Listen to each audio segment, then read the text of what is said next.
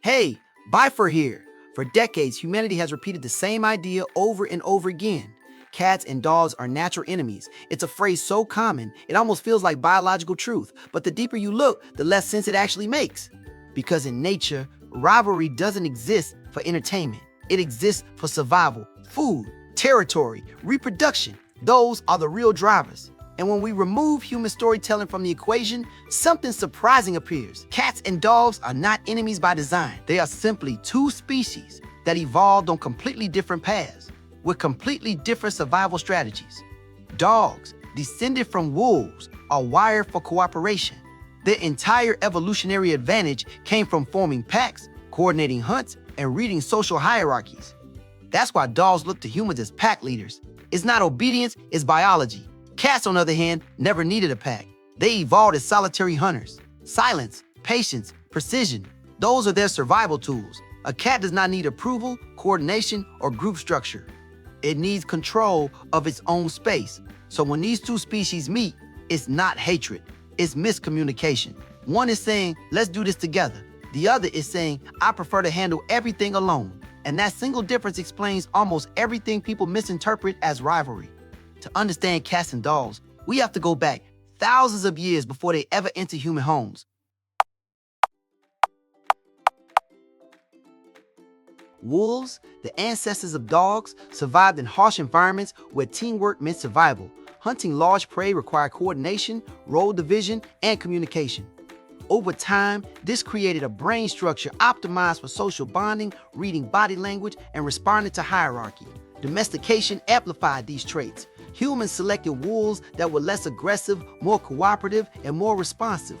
The result is the modern dog, an animal deeply tuned into emotional cues, capable of reading human expressions better than many primates. Cats followed a completely different path. They were not domesticated in the same way dogs were. Instead, they essentially self-domesticated by adapting to human settlements to hunt rodents. Humans didn't selectively breed cats for obedience. Cats selected themselves for tolerance. That's why even today, cats retain most of their wild independence. They are not built around social structure. They are built around environmental control. A dog thinks in terms of, who is my group? A cat thinks in terms of, is this space safe for me? This fundamental difference is where most misunderstandings begin. A dog rushing toward a cat is not being aggressive, it is being social.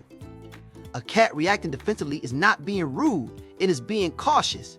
Two completely different operating systems trying to interpret each other's signals. The so-called rivalry often begins with simple body language misinterpretation. When a dog approaches a cat with a wagging tail, forward posture, and direct eye contact, it is expressing excitement and curiosity. In dog language, this is friendly behavior. But in cat language, direct approach combined with sustained eye contact can signal threat or pressure. Similarly, when a cat turns away, freezes, or moves slowly, it is not showing submission, it is assessing risk.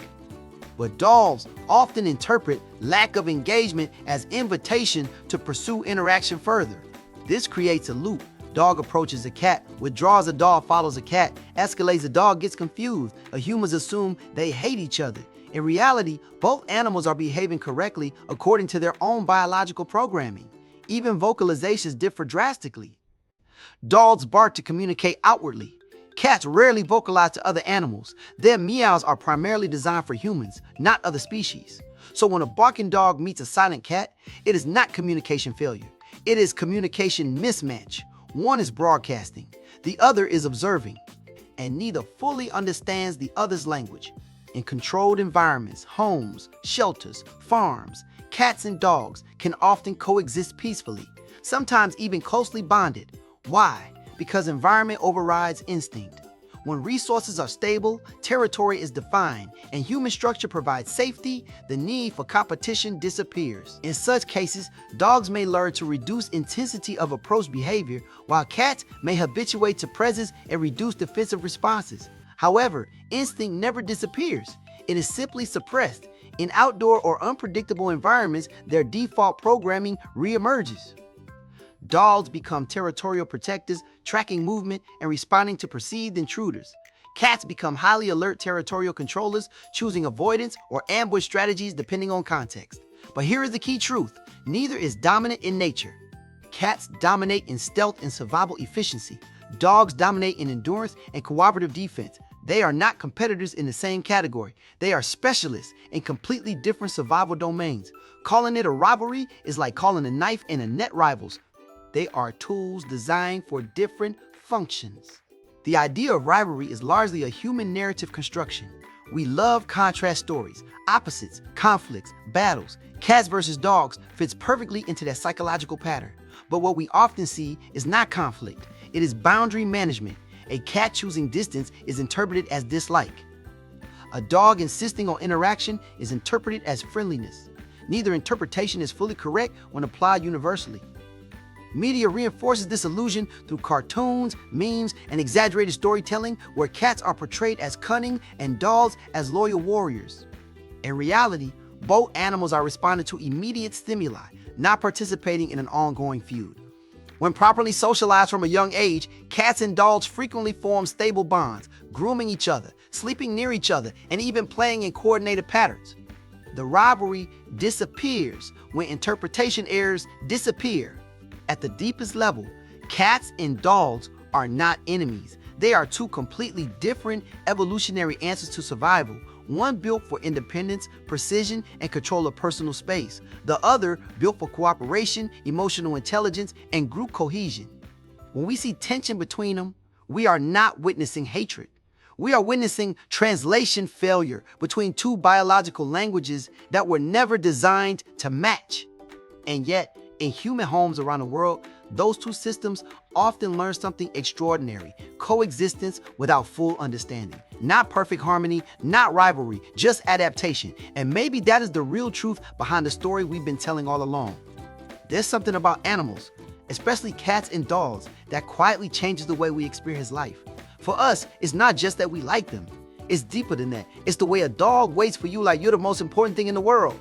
The way a cat chooses you, sits next to you, and somehow makes silence feel full instead of empty.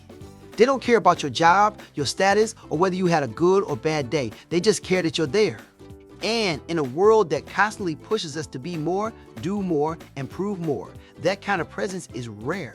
Dogs teach us loyalty in its purest form. No conditions, no expectations, just genuine excitement to see you every single time. Even if you've been gone for 5 minutes or 5 hours, it's the same joy. And that kind of consistency, it reminds you what really matters. Cats, on the other hand, teach something different: respect, patience, and boundaries. You don't own a cat, you earn his trust. And when you do, it feels real. It feels honest. There's something special about being chosen by something that doesn't need you, but wants you anyway. And maybe that's why they matter so much to us. They ground us. When everything feels chaotic, they bring you back to something simple: being present. A walk outside, a quiet moment on the couch, a small interaction that somehow means more than 100 conversations. They also remind us how to feel: real joy, real comfort, even responsibility. Because taking care of something that depends on you changes you. It makes you more aware, more patient, more human. And honestly, they fill spaces we don't even realize are empty. A home feels different when there's a dog waiting at the door. A room feels warmer when a cat curls up beside you. It's not loud, it's not dramatic, but it's real. We don't just love cats and dogs because they're cute. We love them because they bring something into our lives that nothing else really can. Something simple, something honest, something that stays. Thank you for watching, guys. You're perfect listeners. I hope everything is clear to you now. See you in the next video. I love you.